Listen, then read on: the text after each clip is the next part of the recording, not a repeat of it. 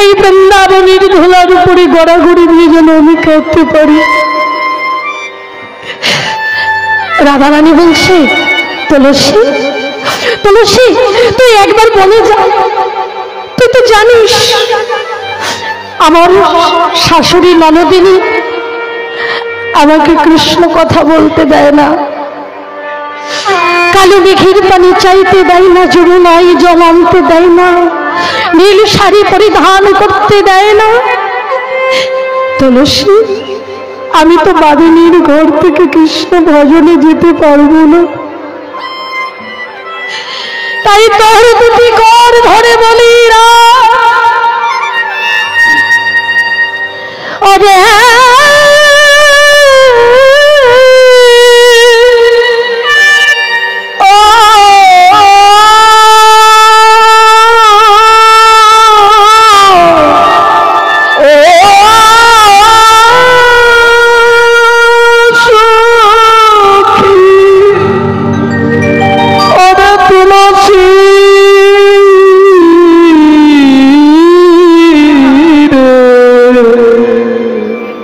তুলসী তুলসী জানা ও মাইরা, রাধারানী যেমন বাদিনীর ঘরে বসত করে বলে কৃষ্ণ দর্শনে যেতে পারে না, আমরাও তো বাদিনীর ঘরেই বসত করি বাবা।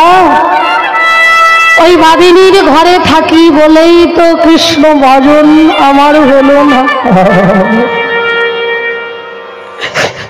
আপনারা সাধুগুরু বৈষ্ণব ভক্ত মানুষ, আপনাদের কথা তো আমি বলতে পারি,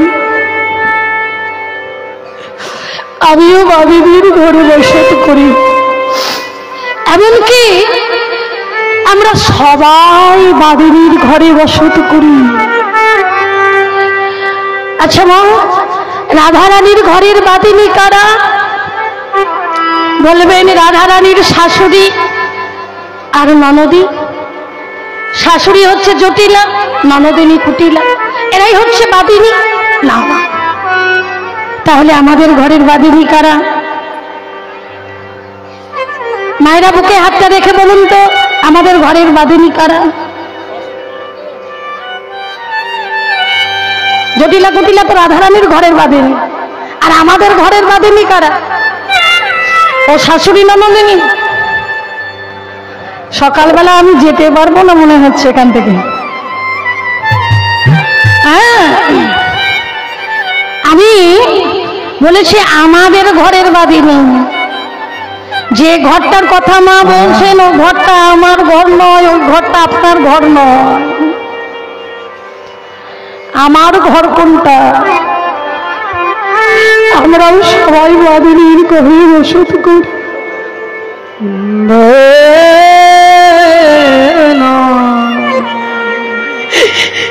এই বাদিনীর ঘরে বসত করি বলে আমাদের গোবিন্দ ভজন।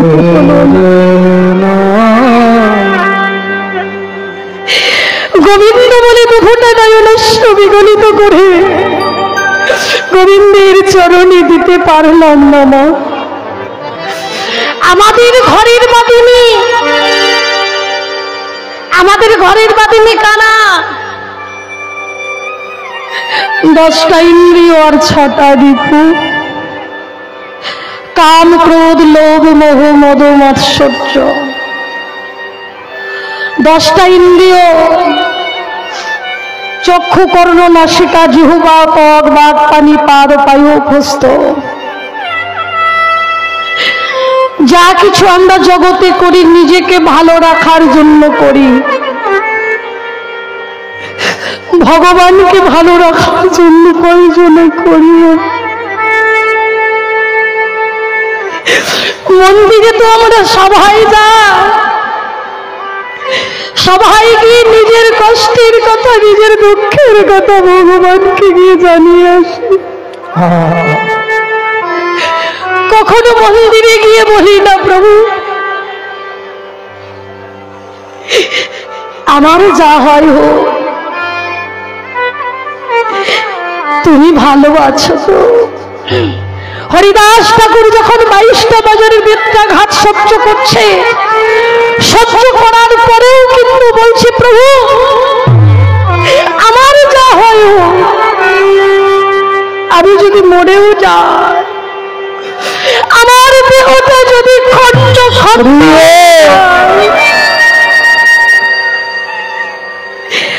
খণ্ড খণ্ড কর যদি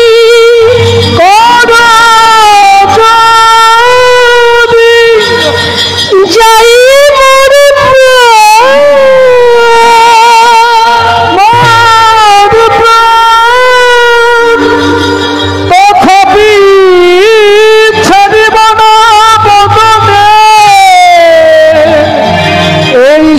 মাখা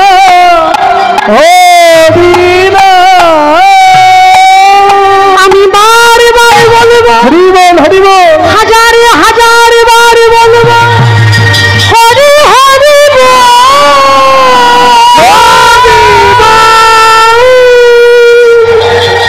হরি বল, হরি বল, হরি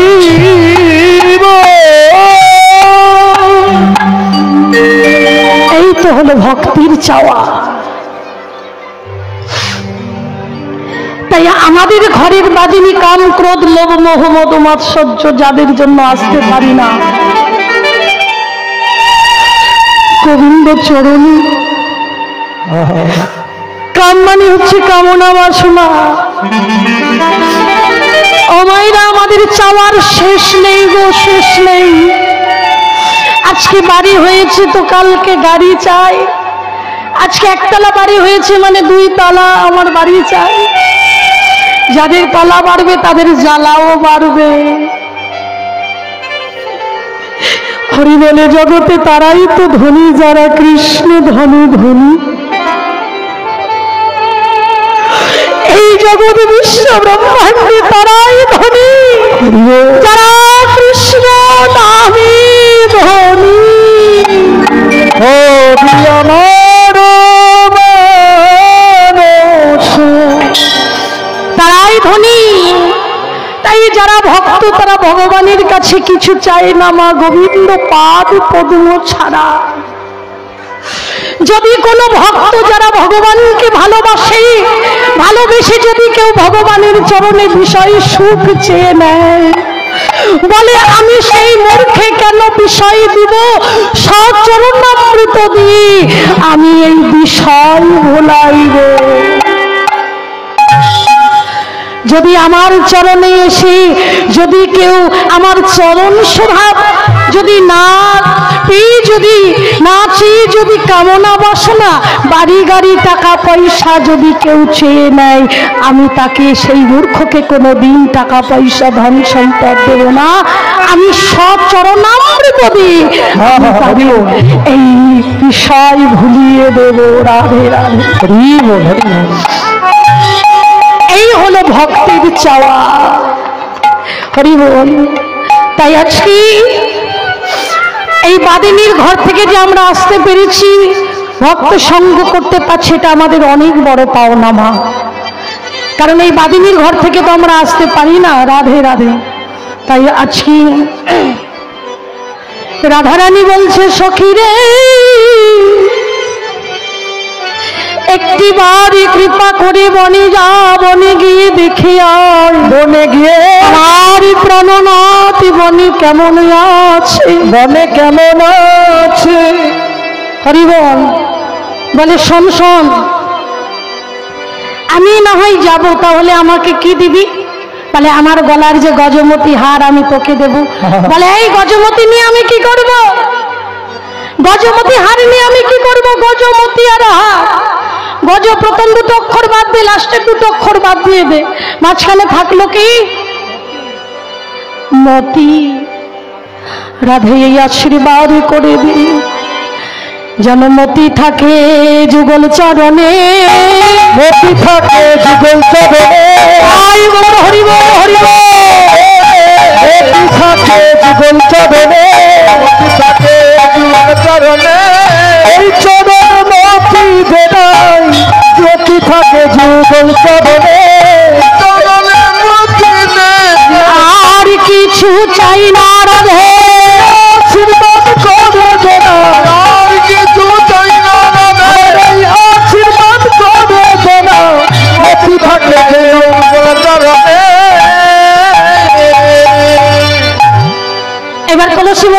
আমি যাব, তোর বধূর কাছে যাব। তখন রাধারানী বলছে, শোন শোন তুলসী, ওরে সময় বুঝিয়া সরস হইয়া মিলিবি না ঘরের কাজ। ওরে তুলসী রে সময় বুঝিয়া সরস হইয়া মিলিবি না ঘরের কাজ। সময় বুঝিয়া সরস হইয়া মিলিবি না আর চতুর নিকটে, ও তুলসী, চতুর নিকটে কহিবা কপটে, চতুর নিকটে কহিবা কপটে রাখিবা আপন মান। ওরে তুলসী রে রাখিবা আপন মান, রাখিবা আপন মান গো, রাখিবা আপন মান গো, রাখিবা আপন মান গো, রাখিবা আপন মান। সখী মান যেন হারাই না রে, সখী মান যেন হারাই না রে, ও সখী যেন হারাই না রে। ওরে নারী জাতি আর কিছু না, মান যেন হারাই না রে। ওরে নারী জাতি আর কিছু না, আর সংসার ও তুলসী আর কিছু না। ওরে নারী জাতি আর কিছু না,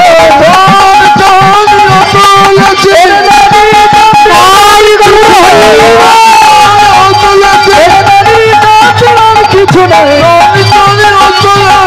তুলসী মান যেন হারাই না রে, রাখিবি আপন মান সখী রে, রাখিবি আপন মান। রাধারানী বলছি, তুলসী আমি যে তোকে পাঠিয়েছি এই কথাটা যেন আমার বধূ বুঝতে না পারে। আর শোন শোন, নারীর মান যেন না হারায়। হ্যাঁ ও মায়েরা, নারীর একমাত্র নিজের বলতে কি আছে? সম্মান, আর কিছু নেই। আছে হরি বল। তাই রাধারানী শিখিয়ে দিচ্ছে, তুলসী নারীর মান যেন হারিয়ে না যায়, সময় বুঝিয়া। শোন, সে চতুরের শিরোমণি, আমার গোবিন্দ চতুরের শিরোমণি। সেই চতুরের সঙ্গে দেখা করতে গেলে যখন তখন গেলে হবে না, সময় বুঝিয়া সরস হইয়া মিলিবি নাগরের কান। বুঝেছিস ওমা? যদি এই মন্দিরে ভগবানের সঙ্গে দেখা করতে হয়, এই প্রতাপপুর তো নাকি পতশপুর, পতশপুর, আচ্ছা পতশপুরের যে রাধা গোবিন্দের মন্দির বা আশেপাশে যদি থাকে, সেই মন্দিরে যদি রাধা গোবিন্দের সঙ্গে সাক্ষাৎ করতে যান, তাহলে যদি দুপুরবেলা যান, দেখা কি হবে মা? হবে? দেখা হবে না। তাহলে ভগবানের সঙ্গে দেখা করতে গেলে সময়ে করতে হয়। তাই মহাজন বলছে, দেখো দেখো, হ্যাঁ সময় যদি চলে যায় তাহলে কিন্তু আর ভগবানের সঙ্গে সাক্ষাৎ হবে না। হবে? হবে না। তাহলে সময়ে আসতে হবে, অসময়ে আসলে হবে না। তাই মহাজন বলছে, দেখো দেখো, সময় হলো গেল বেলা,